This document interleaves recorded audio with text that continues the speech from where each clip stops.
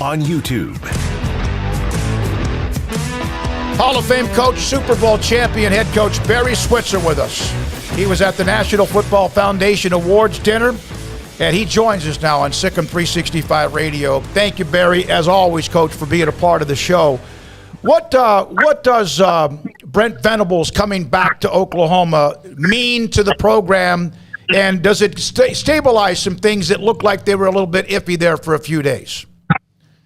Well, we're going to find out. I never looked at it that way. I looked at it from a perspective of getting an offensive coach.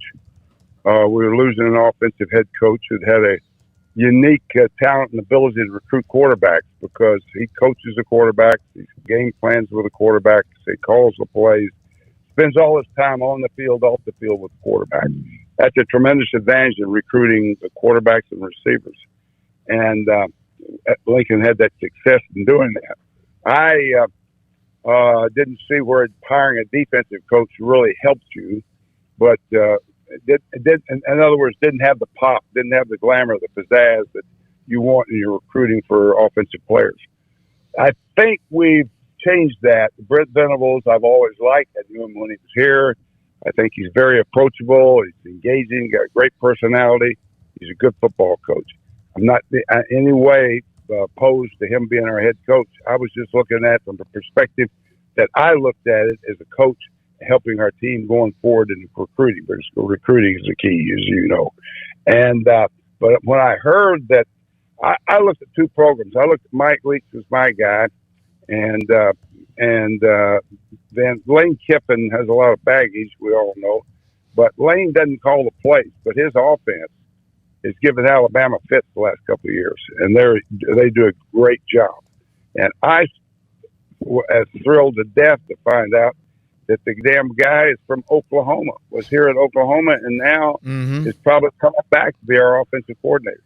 So that changes everything for us. Not only do we have Brent to help the defensive side of the ball, which we needed some help, but we got a good offensive coordinator, one of the tops in the country, to come back and hopefully can recruit quarterbacks and receivers as well as Lincoln did. This whole coaching cycle has been kind of crazy and unprecedented in the history of college football. Did anyone ever call you up and try to just money whip you to get you to leave Oklahoma, or was that, seeing as you had one of the best jobs in college football, not something that people did back then?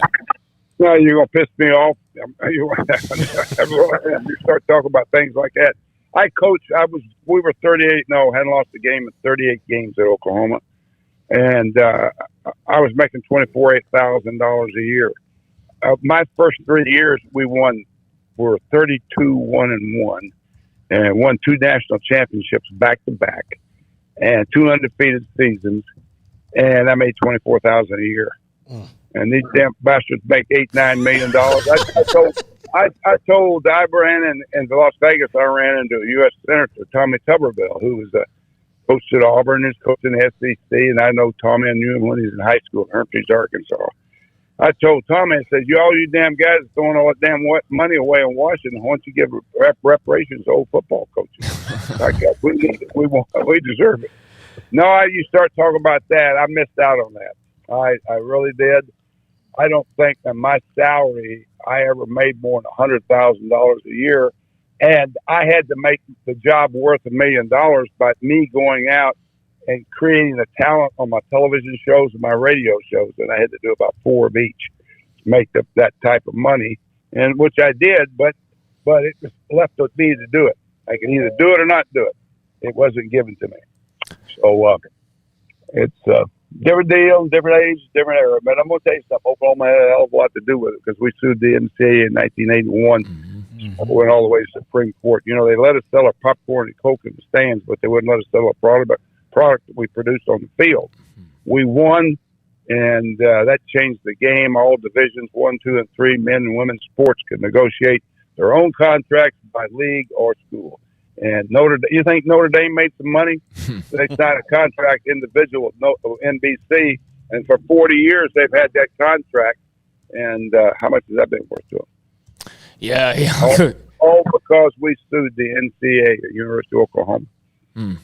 Coach, what were your thoughts when you heard the Lincoln Riley news? I mean, obviously that heartbreaking loss to Oklahoma State, and then it's just like everybody goes to bed and wakes up the next morning on that Saturday, I guess, and there's Lincoln Riley heading to Los Angeles.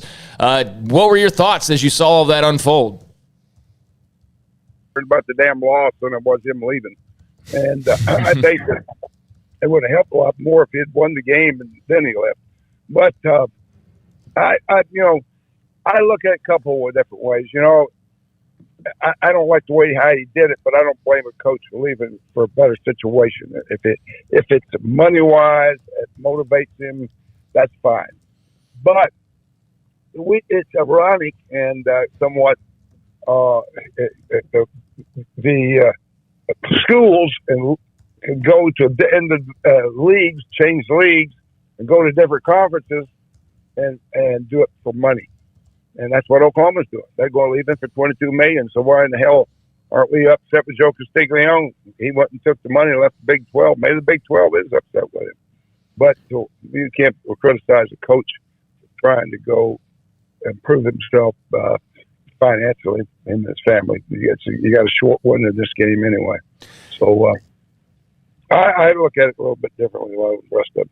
Well, and Barry, Oklahoma has a history of coaches of not being fired. As far as I know that your situation late in the 80s when all that went down, I'm talking about somebody who basically was asked to leave because of another opportunity. What about the way coaching, the carousel early in the year, mid-year, National Signing Day now in December? Have you thought about anything of how you would fix it?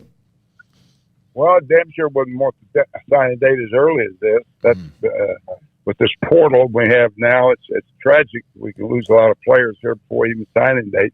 We don't have a chance to get around to see them, the new coach, to visit with them all. It puts them in a tremendous disadvantage. I resigned in '88. Now I've won 9 games my last year here. I didn't get fired for losing. I promise you. And I didn't get fired at all. I resigned to help the program. It's the right thing to do. We had so much negative publicity nationally and all. And hell, I was tired, worn out of it. We've been successful, won 4 straight Big 8 conference championships, and won a national in '85. So, Oklahoma was in pretty good shape when I left. And the '90s went to hell. And then they got Stoops back in here at the start of 2000, and he was able to bring it back. But it suffered a while. But anyway, I had a good run, and I'm glad it went the way it did. And then I ended up with the Cowboys. Hell, I won a Super Bowl with Jerry. So it all worked out. What about Bob Stoops stepping in when they needed somebody to kind of calm the waters a little bit, and what he did to say, I'll take care of this between now and the bowl game? Well, I think any head coach lived to stayed around here and just left here the 1 second would have done the same thing if asked by Joe Castiglione, and which was the right thing to do. They're all gone, so they brought him in, and he's going to do it, and we'll do a good job. And I think that obviously the new coach will be here, and he'll be involved somewhat, and hopefully the offensive coordinator will be here to be a part of the ball game. I think Cale Gundy, who's present, offensive coach, he's a backfield coach, receiver coach. He'll probably be calling the plays, but I think the others will get involved. Barry, the conference, everything's changing in college football with all the stuff that's going on. NIL, transfer portal, the SEC with Texas and Oklahoma. I know you're not in the game, but my God, you're always going to be a part of the game. Our chat room's going nuts with you on the show. Love it that you're on a part of our show, and we appreciate it. Is it almost too much right now going on at one time? No, I don't mind. We go to fast pace this time of the year, and I want to congratulate Baylor Bears on their outstanding season. I watched them, and they deserve their win both over Oklahoma State and Oklahoma. After beating us, I'm damn glad they beat Oklahoma State, so it makes me feel a little bit better. But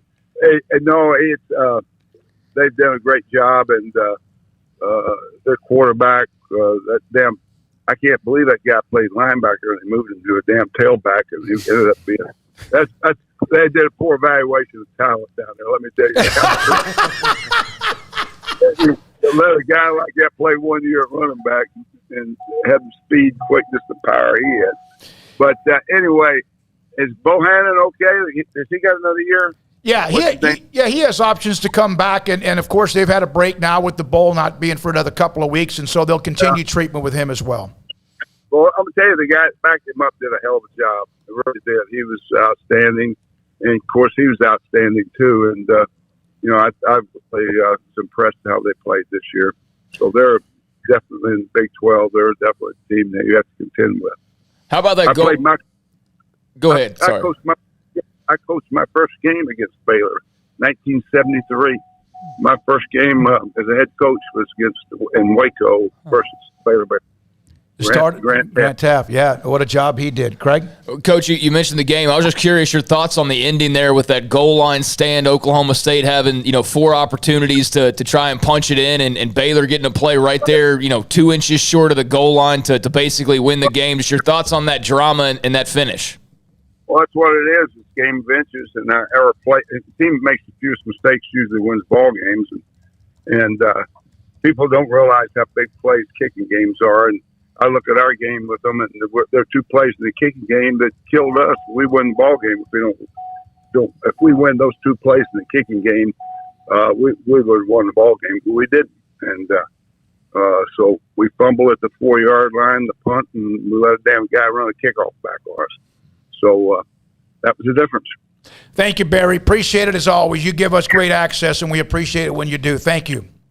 You bet. Take care, guys. Barry Switzer, Oklahoma Hall of Fame coach. A gosh darn national treasure is what he is. Yeah, he is. In the chat room, all of you Oklahoma fans or not, you loved his truth serum, and we appreciate his time, his schedule. Obviously, he's been out maybe a half a dozen times since we started this show back in April. Yeah, and he just wished that you could take all of those times and add up that time and just have that chunk of time. Because honestly, when you talk to him, you just feel like you always want more. Honestly, whether it's 10 minutes or 30 minutes, you want, if you got 30 minutes, you want 35. If you got 10, you want 15. Because there's so many avenues you can go down with him and explore and all of that. So. Yeah, he's the king, man. That's the king right there. And, still loves Oklahoma a great deal, obviously. Still around and, just a legend, absolute legend. Always fun to talk to him. All right, when we come back, Mac Rhodes was at Big